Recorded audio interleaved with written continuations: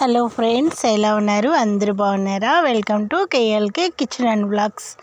ఈరోజు మన ఛానల్లో ఫ్రైడే రోజు నేను చేసిన పూజ గురించి చూపిస్తాను. వీడియోని స్కిప్ చేయకుండా చూడండి. ప్లీజ్ లైక్ చేయడం అయితే మర్చిపోవద్దు. కొత్తగా మన ఛానల్ చూస్తున్న వాళ్ళు తప్పకుండా సబ్స్క్రైబ్ చేసుకొని పక్కన ఉన్న బెల్ ఐకాన్ మీద క్లిక్ చేయండి. ఆల్ అనే ఆప్షన్ వస్తుంది. నోటిఫికేషన్ ద్వారా అప్పుడు వీడియోస్ అన్నీ మీరు చూడొచ్చు. మీకు నచ్చితే లైక్ చేయడం అయితే మర్చిపోవద్దు. మీ ఫ్రెండ్స్కి కూడా షేర్ చేస్తూ ఉండండి. Kitchen recipes and family vlogs అన్నీ ఉంటాయి మన ఛానల్లో. ఓకేనా? ఇక డివోషనల్ వీడియోస్ కూడా అప్లోడ్ చేస్తాను. ఫ్రైడే పూజ అయితే నేను ఇలాగా చేస్తున్నాను అనమాట. ప్రతినిత్యం మన ఇంట్లో దీపారాధన చేయడం చాలా మంచిది. నిత్య దీపారాధన ఏ ఇంట్లో అయితే ఉంటుందో ఆ ఇంట్లో లక్ష్మీదేవి తాండవం ఆడుతుందన్నమాట. లక్ష్మి ఇంట్లో తిష్ట వేసుకొని కూర్చుంటుంది. మనశ్శాంతిగా ఉంటుంది. నెగిటివ్ ఎనర్జీ ఏమీ ఉండదు. పాజిటివ్గా ఇంట్లో ప్లెజెంట్గా చాలా బాగుంటుంది ప్రతినిత్యం దీపారాధన చేయడం వలన.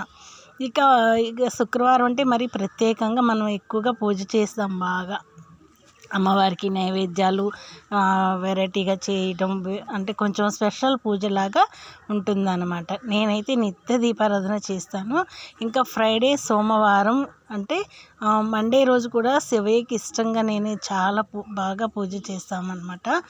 ఇక మన ఇంట్లో ఉన్నటువంటి చెట్లు పూలు, చేమంతులు అండ్ మందారాలు, ఈ కస్తూరి పూలు ఇవన్నీ చక్కగా అలంకరించాను. ముందు రోజు నేను ఇల్లంతా నీట్గా క్లీన్ చేసి పెట్టేస్తాను.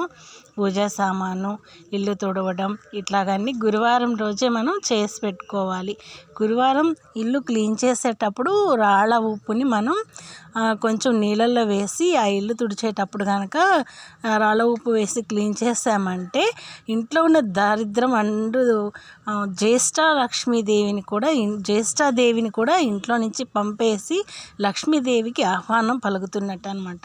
ఇంకా పుణ్యస్త్రీలు అంటే ముత్తైదువులు చేయవలసిన మరొక ముఖ్యమైన పని ఏంటో తెలుసా? శుక్రవారం రోజు కాళ్ళకి తప్పనిసరిగా పసుపుని పూసుకోవాలన్నమాట. పసుపు పూసుకోకుండా అసలు పూజ చేయకూడదు అమ్మవారికి. పుణ్యస్త్రీలు ముత్తైదువులు కాళ్ళకి మెట్టెలు అండ్ కాళ్ళ పట్టీలు పెట్టుకోవడం, కాళ్ళకి పసుపు రాసుకోవడం, అలాగే చేతులకి ఇలాగ మట్టి గాజులు తప్పనిసరిగా అలంకరించుకోవాలి. మనకి బంగారం ఉంది, బంగారు గాజులు మాత్రమే వేసుకుంటాము అని అలా వేసుకోకూడదండి. బంగారు గాజులు ఎప్పుడైనా వేసుకోవచ్చు, కానీ మట్టి గాజులు పుణ్యస్త్రీగా ఉన్నప్పుడు మాత్రమే వేస్తారు. మన 5వ తనానికి చిహ్నం మట్టి గాజులు అనమాట. 5వ తనం అమ్మవారు మనకిచ్చిన వరం. పుణ్యస్త్రీలకి పువ్వులు, పసుపు, కుంకుమ, కాటుక, బొట్టు ఇవన్నీ అమ్మవారు మనకిచ్చినటువంటి వరాలన్నమాట. ఇక చేతికి పచ్చరంగు, ఎరుపు, పసుపు రంగు గాజులు ధరించడం చాలా మంచిది. ఈ జవ్వాది బొట్టు అమ్మవారికి అలంకరించాలి శుక్రవారం తప్పనిసరిగా. జవ్వాది బొట్టు అంటే అమ్మవారికి చాలా ఇష్టం. అంతేకాకుండా ఇలాగ దీపారాధన చేసిన తర్వాత జవ్వాదిని కొంచెం, ఇది గట్టిగా ఉంటుంది కదా, అంటే పొడి కొంచెం ముద్దయినట్టు ఉంటుంది, పుల్లతో మనం ఇలాగ పైకి అనేసి నేను లోపల దీపారాధనలో వేసామనుకోండి, ఆ దీపం సువాసనలు వెదజల్లుతూ ఉంటుంది. పూజా గదంతా అసలు ఎంత ప్లెజెంట్గా ఉంటుందో. ఈ దీపం వెలిగించిన తర్వాత జవ్వాది వేయండి, చక్కగా మంచి సువాసనలు అయితే వస్తుంది. ఇది తప్పనిసరిగా శుక్రవారం చేయాల్సినటువంటి పని. ప్రతి స్త్రీ ఇది తప్పనిసరిగా ఆచరించండి. మట్టి గాజులు వేసుకోవటం శుక్రవారం చేయాల్సిన పనులు అన్నమాట. ఇవన్నీ శుక్రవారం అనే కాదు, నిత్యం ప్రతినిత్యం చేతికి ఎప్పుడూ మనం మట్టి గాజులు వేసుకోవాలి. తలలో పువ్వులు ఉండాలి. ఇక ఈ పూజ చేసిన తర్వాత నేను కర్పూర నీరాజనం ఇస్తున్నాను అమ్మవారికి. వీలైనంత వరకు ప్రతి ఒక్కళ్ళు మన ఇంట్లో పనులన్నీ అయిన తర్వాత అయినా సరే, లేదా శుక్రవారం ఒక అరగంట అమ్మవారికి కేటాయించి లలితా సహస్రనామ పారాయణం చేయడం చాలా శ్రేయస్కరం, చాలా మంచిది. లలితా అమ్మవారిని మనం పారాయణం చేయడం చాలా మంచిది.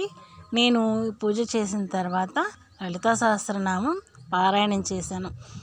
మా ఇంట్లో పారాయణం పూజ కూడా చేశామన్నమాట. అంటే స్త్రీలు కొంతమంది కిట్టి పార్టీలని ఇలాగ పెట్టుకుంటారు కదా, అందరూ ఫ్రెండ్స్ గెట్ టుగెదర్ అయ్యి.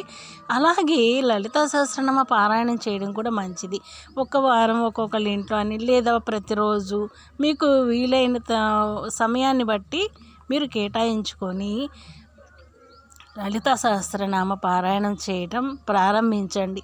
ఆ పారాయణం చేసిన తర్వాత మీ ఇంట్లో కలిగే అనుభూతులు మీరే చెప్తారు. పారాయణం చేసినందువల్ల చక్కగా మా ఇంట్లో ఈ శుభకార్యం జరిగింది, చాలా మనశ్శాంతిగా ఉన్నాము, ఈ పని ఆగిపోయింది, ఇది జరిగింది అని తప్పనిసరిగా చెప్తారు, మీరే తెలుసుకుంటారు.